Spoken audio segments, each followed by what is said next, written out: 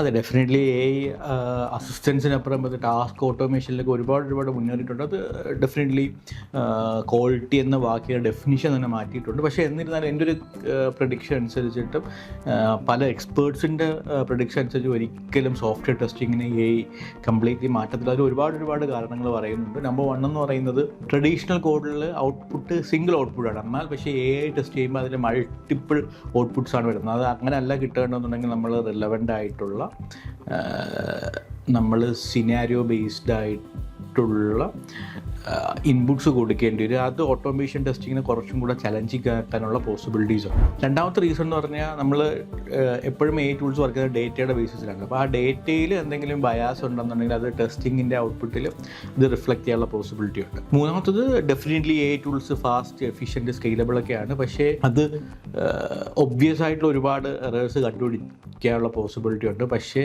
സട്ടിലായിട്ടുള്ളത് പലരും miss out ചെയ്യാം.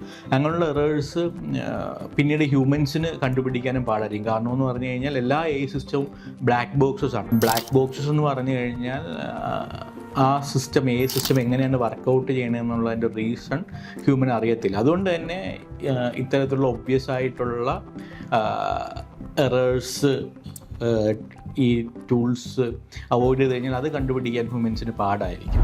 നാലാമതായിട്ട് എഡ്ജ് കേസസിൻ്റെ സിനാരിയോ, അതായത് ഹ്യൂമൻസിന് വരാൻ സാധ്യതയുള്ള വേർഡായിട്ടുള്ള സിനാരിയോസ് അതൊരിക്കലും ടൂൾസ് കണ്ടുപിടിക്കത്തില്ല. കാരണം അതിന് ഒരിക്കലും ചിന്തിക്കാനുള്ള ക്യാപ്പബിലിറ്റി ഇല്ല എന്നുള്ളതാണ്. എപ്പോഴും സിസ്റ്റംസ് ഡിസിഷൻ എടുക്കുന്നത് കറൻ്റ്ലി അവൈലബിൾ ആയിട്ടുള്ള ഡേറ്റ വെച്ചിട്ടാണ്. അപ്പം അങ്ങനെ ഒരു പ്രോബ്ലം വരാം.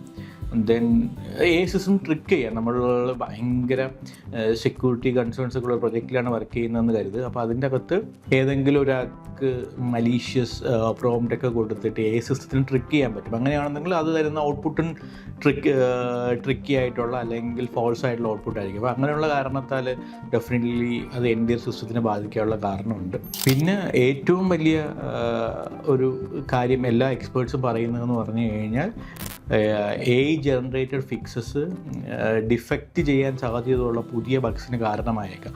അത് ഒരു കണ്ടിന്യൂസ് ഒരു ചെയിൻ ഓഫ് ബഗ്സ് ആയി കഴിഞ്ഞ് കഴിഞ്ഞാൽ അത് ഇതുവരെയുള്ള സോഫ്റ്റ്വെയർ ഡെവലപ്മെൻറ്റിനെ തന്നെ അത് ബാധിച്ചേക്കാം. അത് നമ്മുടെ കയ്യിൽ നിന്ന് പോകാനുള്ള സിറ്റുവേഷൻ വരെ ഉണ്ട് എന്നാണ് പറയപ്പെടുന്നത്.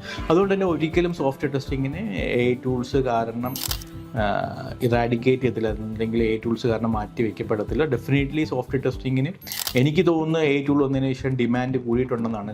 കാരണം എന്ന് പറഞ്ഞു കഴിഞ്ഞാൽ എഡ്യൂറിലെ ട്രിവാൻഡ്രം ബ്രാഞ്ചിലും കൊച്ചി ബ്രാഞ്ചിലും സോഫ്റ്റ്വെയർ ടെസ്റ്റിന് കഴിഞ്ഞ ഒരു വർഷമായിട്ട് 100% പ്ലേസ്മെൻറ്റ് നടന്നുകൊണ്ടിരിക്കണം. അത്യാവശ്യം നല്ല പ്ലേസ്മെൻറ്റ് ഉണ്ട്.